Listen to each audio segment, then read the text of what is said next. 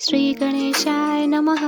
Hello friends, Hetal world channel में आपका स्वागत है। आज के इस वीडियो में हम सुनेंगे सफला एकादशी की व्रत कथा। मोक्षदा एकादशी की व्रत कथा को सुनकर अर्जुन ने प्रसन्न होते हुए कहा, हे कमल नयन, मोक्षदा एकादशी की व्रत कथा सुनकर मैं धन्य हो गया।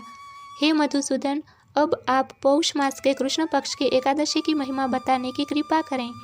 उस एकादशी का क्या नाम है, उस दिन किस देवता की पूजा होती है और उसके व्रत का विधान क्या है, मुझ पर कृपा करते हुए यह सब आप मुझे विस्तार पूर्वक बताएं।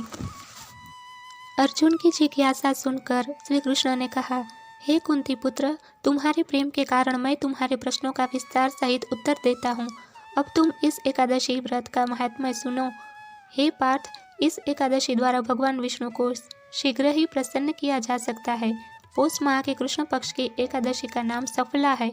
इस एकादशी के आराध्य देव नारायण हैं। इस एकादशी के दिन श्रीमन नारायण जी की विधि के अनुसार श्रद्धा पूर्वक पूजा करनी चाहिए।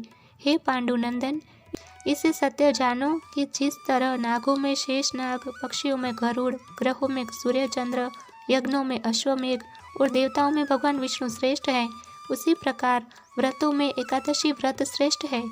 हे अर्जुन, एकादशी का व्रत करने वाले व्यक्ति भगवान श्री हरि को अति प्रिय हैं। मनुष्य को 5 सहस्त्र वर्ष तपस्या करने से जिस पुण्य का फल प्राप्त होता है, वही पुण्य श्रद्धा पूर्वक रात्रि जागरण सहित सफला एकादशी का उपवास करने से मिलता है। हे कुंती पुत्र, अब तुम सफला एकादशी की कथा ध्यान पूर्वक सुनो। प्राचीन समय में चंपावती नगरी में महिष्मान नामक एक राजा राज्य करता था। उसके 4 पुत्र थे। उसका सबसे बड़ा लुम्पक नाम का पुत्र महापापी और दुष्ट था।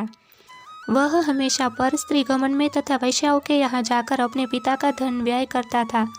देवता, ब्राह्मण, वैष्णव आदि सुपात्रों की निंदा करके वह अति प्रसन्न होता था। सारी प्रजा उसके कुकर्मों से बहुत दुखी थी, परंतु युवराज होने के कारण सब चुपचाप उसके अत्याचारों को सहन करने को विवश थे और किसी में भी इतना साहस नहीं था कि कोई राजा से उसकी शिकायत करता। परंतु बुराई अधिक समय तक पर्दे में नहीं रह सकती। एक दिन राजा महिष्मान को लुम्पक के कुकर्मों का पता चल ही गया। तब राजा अत्यधिक क्रोधित हुआ और उसने लुम्पक को अपने राज्य से निकाल दिया।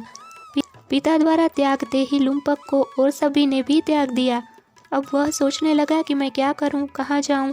अंत में उसने रात्रि को पिता के राज्य में चोरी करने की ठानी। वह दिन में राज्य से बाहर रहने लगा और रात्रि को अपने पिता की नगरी में जाकर चोरी तथा अन्य बुरे कर्म करने लगा। रात में वह जाकर नगर के निवासियों को मारता था तथा कष्ट देता। वन में वह निर्दोष पशु पक्षियों को मारकर उनका भक्षण करता था। किसी किसी रात जब वह नगर में चोरी आदि करते पकड़ा भी जाता तो राजा के डर से पहरेदार उसे छोड़ देते थे। कहते हैं कि कभी कभी अनजाने में भी प्राणी ईश्वर की कृपा का पात्र बन जाता है। ऐसा ही कुछ लुम्पक के साथ भी हुआ। जिस वन में वह रहता था, वह वन भगवान को भी बहुत प्रिय था। उस वन में एक प्राचीन पीपल का वृक्ष था तथा उस वन को भी सभी लोग देवताओं का क्रीड़ा स्थल मानते थे। वन में उसी पीपल के वृक्ष के नीचे महापापी लुम्पक रहता था। कुछ दिन बाद पौष मास के कृष्ण पक्ष के 10वीं के दिन वस्त्रहीन होने के कारण लुम्पक तेज ठंड से मूर्छित हो गया। ठंड के कारण वह रात सो न सका और उसके हाथ पैर अकड़ गए। वह रात बड़ी कठिनता से बीती, किंतु सूर्य के उदय होने पर भी उसकी मूर्छा नहीं टूटी। वह ज्यों का त्यों पड़ा रहा। सफला एकादशी की दोपहर तक वह पापी मूर्छित ही पड़ा रहा। जब सूर्य के तपने से उसे कुछ गर्मी मिली, तब दोपहर में कहीं उसे होश आया और वह अपने स्थान से उठकर किसी प्रकार चलते हुए वन में भोजन की खोज में फिरने लगा। उस दिन वह शिकार करने में असमर्थ था, इसलिए पृथ्वी पर गिरे हुए फूलों को लेकर पीपल के वृक्ष के नीचे गया। तब तक भगवान सूर्य अस्ताचल को प्रस्थान कर गए थे। भूखा होने के बाद भी वह उन फलों को खा न सका, क्योंकि कहाँ तो वह नित्य जीवों को मारकर खाता था और कहाँ ये फल। उसे फल खाना तनिक भी नहीं अच्छा लगता था। अतः उसने उन फलों को पीपल की जड़ के पास रख दिया और दुखी होकर बोला, हे ईश्वर, यह फल आपको ही अर्पण है। इन फलों से आप ही तृप्त हो। ऐसा कहकर वह रोने लगा और रात को उसे नींद नहीं आई। वह सारी रात रोता रहा। इस प्रकार उस पापी से अनजाने में ही एकादशी व्रत का उपवास हो गया। उस महापापी के इस उपवास तथा रात्रि जागरण से भगवान श्री हरि अत्यंत प्रसन्न हुए और उसके सभी पाप नष्ट हो गए। सुबह होते ही एक दिव्य रथ अनेक सुंदर वस्तुओं से सजा हुआ आया और उसके सामने खड़ा हो गया। उसी समय आकाशवाणी हुई, हे युवराज, भगवान नारायण के प्रभाव से तेरे सभी पाप नष्ट हो गए हैं।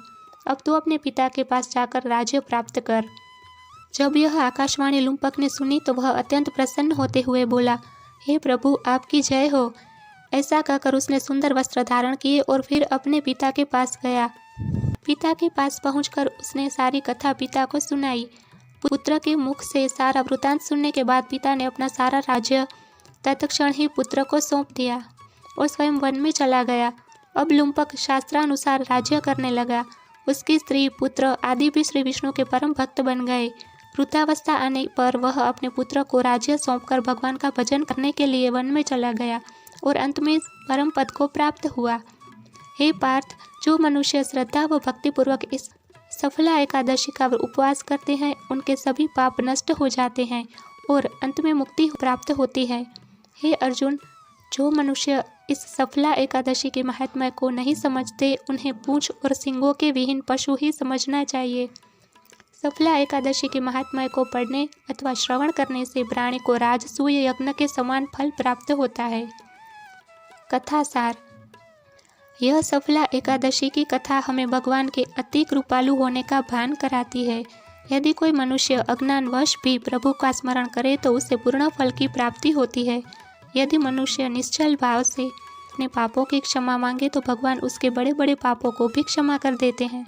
लुम्पक जैसा महापापी भी भगवान श्री हरि की कृपा से वैकुंठ का अधिकारी हुआ। तो बोलो भगवान विष्णु की जय। जय श्री हरि। ओम नमो भगवते वासुदेवाय। Thanks for watching. जय शिव शक्ति। जय श्री कृष्णा।